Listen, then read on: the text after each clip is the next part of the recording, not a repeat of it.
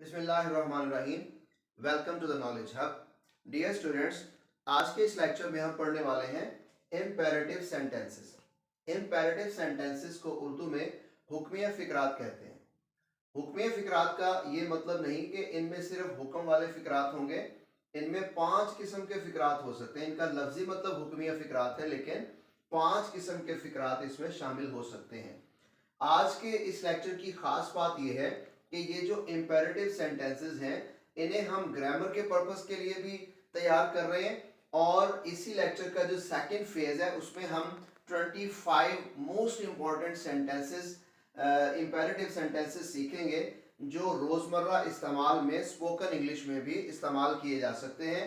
और खास तौर पर ये इस किस्म के सेंटेंसेस लिए गए हैं जो वालिदैन घर में अपने बच्चों के लिए इस्तेमाल कर सकते हैं। बच्चों से बातचीत करने के लिए या बच्चों को कोई काम कहने के लिए वालिदैन ये फिक्रात इस्तेमाल कर सकते हैं। तो हम आज के इस लेक्चर से टू फोल्ड फायदा हासिल करना चाहते हैं। एक फायदा ये होगा कि ग्रामर के एतबार से, ट्रांसलेशन के एतबार से उर्दू फिक्रात को अंग्रेजी में इम्पेरेटिव फिक्रात को कैसे बनाना ये सीखेंगे।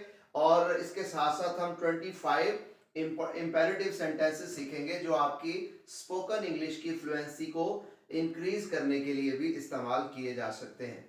तो आइए पहले हम समझ लेते हैं कि हुक्मिया फिक्रात क्या होते हैं। इनका नाम इम्पेरेटिव सेंटेंसेस है। 5 इकसाम इसके अंदर शामिल होती हैं। पांचों के नाम आपको ये ब्लू सर्कल के अंदर आपको पांचों के नाम नजर आ रहे हैं, और नीचे 3-3 एग्जाम्पल भी आपको नजर आ रही हैं। सबसे पहली किस्म होती है ऑर्डर, यानी हुक्मिया फिक्रात में किसी काम करने का हुक्म दिया जा सकता है। जैसे मिसाल के तौर पे ओपन द डोर, दरवाजा खोलो, ये हुक्म है। Switch off the mobile, mobile बंद कर दो। Plug in the charger, mobile को चार्जिंग पे लगा दो। इसी तरह से दूसरी कैटेगरी है जिसमें हम किसी काम करने से मना कर सकते हैं। जैसे डोंट क्राई, मत रो। Don't knock at the door, दरवाजे पे दस्तक मत दो। डोंट डिस्टर्ब मी, मुझे डिस्टर्ब मत करो।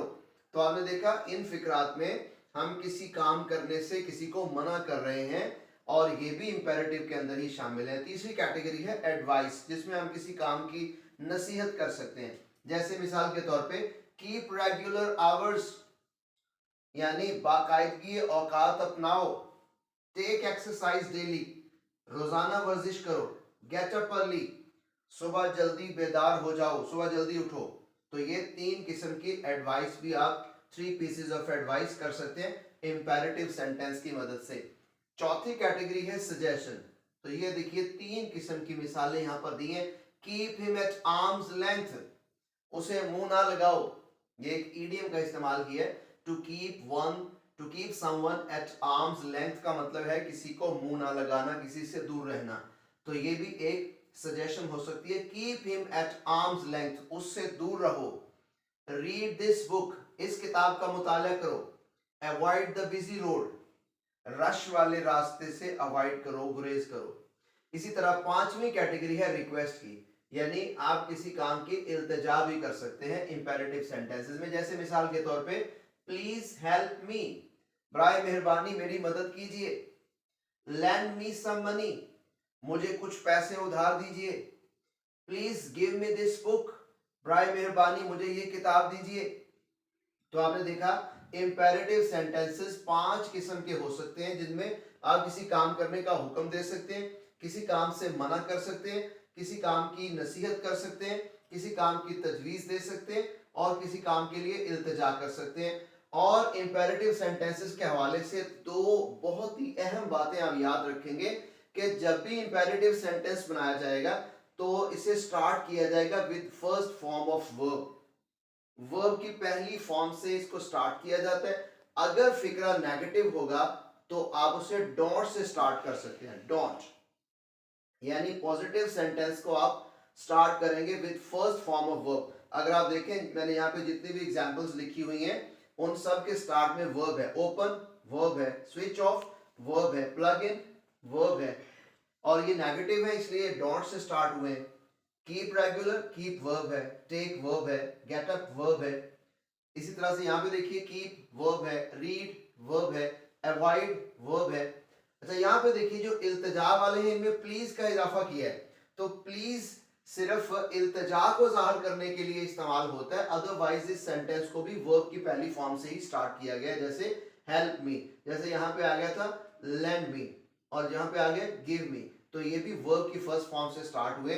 सिर्फ negative sentences don't say start होते हैं, बाकी जितने पॉजिटिव सेंटेंसेस हैं इंपेरेटिव में वो हमेशा फर्स्ट फॉर्म, वर्ब की फर्स्ट फॉर्म से स्टार्ट होते हैं। मैं एक अलग वीडियो के अंदर आपको बताऊंगा कि जो इंपेरेटिव सेंटेंसेस होते हैं उन्हें पैसिव कैसे बनाया जाता है, उसका एक खास तरीका होता है। फिलहाल वो हमारा मौजू नहीं है। तो ये है हमारे आज के लेक्चर का फर्स्ट फेज। अब मैं दूसरे फेज की तरफ जा रहा हूँ। दूसरे फेज में आपको 25 इंपॉर्टेंट सेंटेंसेस बताऊंगा जो पेरेंट्स अपने बच्चों के साथ गुफ्तगू करने के लिए इस्तेमाल कर सकते हैं। तो आइए चलते हैं दूसरे फेज की जानिब। लीजिए, इंपेरेटिव सेंटेंसेस का दूसरा फेज है जिसे हम खास तौर पर स्पोकन इंग्लिश के लिए इस्तेमाल कर सकते हैं। देखिए, घर में गुफ्तगू के लिए आम छोटे छोटे अल्फाज इस्तेमाल किए जा सकते हैं, छोटे छोटे फिक्रात इस्तेमाल किए जा सकते हैं। अपनी इंग्लिश बोलने की सलाहियत को पॉलिश करने के लिए सबसे ज़्यादा ज़रूरी इस बात को अंडरस्टैंड करना है कि हमें बोलने के लिए कोई बहुत मुश्किल इंग्लिश नहीं सीखनी। हम आम रोज़मर्रा गुफ्तगू में बहुत मुश्किल अल्फाज इस्तेमाल नहीं करते, लिहाजा हमें छोटे छोटे आसान जुमलों की मदद से अपनी इंग्लिश बोलने की सलाहियत को पॉलिश करना चाहिए। तो ये मैंने 25 सेंटेंसेस आपके सामने लिखे हैं। मैं एक एक करके सेंटेंस बोलूंगा। ये इस तरह के सेंटेंसेस हैं जो घर में पेरेंट्स अपने बच्चों से गुफ्तगू के लिए इस्तेमाल कर सकते हैं। जैसे मिसाल के तौर पे फर्स्ट सेंटेंस है लॉक द डोर केयरफुली, दरवाजे को एहतियात से बंद कर दो। और ये ब्लू सर्कल लगा के इसको वी लिखा हुआ है, यानी कि स्टार्ट इसको किया वर्ब की फर्स्ट फॉर्म से। वैसे बोलचाल के लिए, स्पोकन इंग्लिश के लिए ग्रामर की कतई जरूरत नहीं होती। यूजेस, ट्रांसलेशन के रूल्स, प्रिंसिपल्स, टेंसेस, ये चीजें सीखने की जरूरत नहीं होती। लेकिन क्योंकि हम इस लेक्चर से टू फोल्ड फायदे हासिल कर रहे हैं, इससे हम ग्रामर के मकसद के लिए भी इस्तेमाल कर रहे हैं और बोलचाल को बेहतर बनाने के लिए भी इस्तेमाल कर रहे हैं, इसलिए मैं साथ साथ ग्रामर का तज़किरा कर रहा हूँ। वरना स्पोकन इंग्लिश के लिए ग्रामर को फोकस करना जरूरी नहीं होता। तो हम बोलेंगे लॉक द डोर केयरफुली, दरवाजे को एहतियात से बंद करो। ऐसे ही बच्चे शरारतें कर रहे हैं तो आप उन्हें कह सकते हैं कीप सिटिंग, बैठे रहो।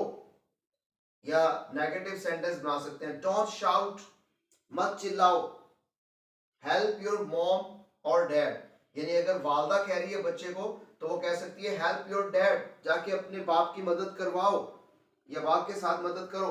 इसी तरह अगर फादर कह रहा है तो वो कह सकता है हेल्प योर मॉम, अपनी अम्मी की मदद करो। इसी तरह गो टू स्लीप नाउ, बच्चों को रात को कह सकते हैं गो टू स्लीप नाउ, अब सो जाओ, सोने का वक्त है। ब्रिंग योर बैग्स, आप बच्चों को पढ़ाने लगे हैं तो आप उन्हें क्या कहेंगे ब्रिंग योर बैग्स, अपने बस्ते ले आओ। स्टॉप जंपिंग, छलांगे लगाना बंद करो। डोंट मेक अ नॉइज, शोर मत करो। Bring me a glass of water, मेरे लिए पानी का ग्लास लाओ। इसी तरह सेंटेंस नंबर 10 है बच्चों को तैयार होने के लिए वालिदैन कह सकते हैं get ready for school, school के लिए तैयार हो जाओ।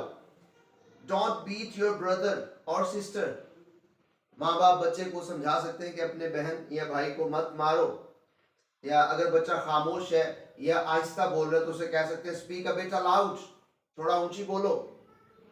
पॉलिश योर शूज, अपने जूते पॉलिश करो। कट योर नेल्स, अपने नाखून तराश लो। गेट अ हेयर कट, बाल कटवा लो। रब योर हैंड्स, अपने हाथ, वो जो सर्दी में ऐसे कहते हैं बच्चों को रब योर हैंड्स ताकि वो गर्म हो जाए, तो इसको कहते हैं रब। रब योर हैंड्स, अपने हाथ गर्म करो। डोंट टग माई स्लीव्स, बाज़ औक़ात बच्चे वालिदैन को ऐसे कमीज से पकड़ के खींचते रहते हैं, तो ऐसे मौके पे वालिदैन क्या कह सकते हैं डोंट टग माई स्लीव्स, मेरी आस्तीनें मत खींचो। बिहेव योर सेल्फ, यानी जब बच्चा बदतमीजी कर रहा हो तो उसे समझाने के लिए वालिदैन क्या कह सकते हैं बिहेव योर सेल्फ, यानी अपने आप को संवार लो, अपने आप को सुधार लो, या बदतमीजी से बाज आ जाओ, या तमीज से बैठो, सब इसके मतलब हो सकते हैं। इसी तरह से मैंड योर वेज, अपने आप को ठीक कर लो, राह रास्त पर आ जाओ, इंसान बन जाओ। गो टू द शॉप, दुकान पे जाओ। डोंट गो बेयर फुटेड और हेडेड, बच्चा घर से बाहर जा रहा है तो आप उसे कह सकते हैं वालिदैन कह सकते हैं डोंट गो बेयर फुटेड, नंगे पांव मत जाओ। या फिर कहेंगे डोंट गो बेयर हेडेड, नंगे सर मत जाओ। या बच्चा तेज चल रहा है उसे कह सकते हैं वॉक स्लोली, आहिस्ता चलो। या उसको तेज चलने के लिए कहना हो रन फास्ट, तेज दौड़ो। और टेक अ लास्ट बाइट, बच्चा खाना नहीं खा रहा उसे कहते हैं लास्ट बाइट, एक बाइट और ले लो, चलो आखिरी लुकमा ले लो। तो ये एग्जाम्पल के तौर पे मैंने आपको स्पेसिमेन के तौर पे 25 सेंटेंसेस दिए। अगर पेरेंट्स घर में बच्चों के साथ इन सेंटेंसेस को प्रैक्टिस करना शुरू कर दें, उन्हें बोलने में खासी महारत हासिल हो जाएगी, कॉन्फिडेंस हासिल हो जाएगा और बच्चे भी छोटे छोटे फिक्रे माँ बाप से सुन के आसानी से सीख लेंगे। तो ये आज के इंपेरेटिव सेंटेंसेस, अगर आप स्टूडेंट हैं इंटर के, मैट्रिक के या किसी भी लेवल के और आप ट्रांसलेशन कर रहे हैं, उर्दू से इंग्लिश फिक्रात की प्रैक्टिस कर रहे हैं, तो ग्रामर के एतबार से भी ये वीडियो आपके लिए मुफीद है। और अगर आप स्पोकन इंग्लिश सीख रहे हैं, अंग्रेजी बोलने में महारत हासिल करना चाहते हैं, तो भी आगाज के तौर पे, नुक्ता आगाज के तौर पे, as a point of departure आपके लिए जरूरी है कि आप छोटे छोटे सेंटेंसेस घर में बोलना शुरू कर दें, जिससे आप में कॉन्फिडेंस आएगा और आपकी फ्लुएंसी जो है, वो रवानी जो है अंग्रेजी बोलने की, वो काफ़ी बेहतर हो जाएगी। तो अगर आपको ये वीडियो अच्छी लगी हो तो इसे लाइक करें, शेयर करें, मेरे इस channel YouTube channel knowledge hub को सब्सक्राइब करें और कीप वॉचिंग नॉलेज हब। अल्लाह हाफिज़।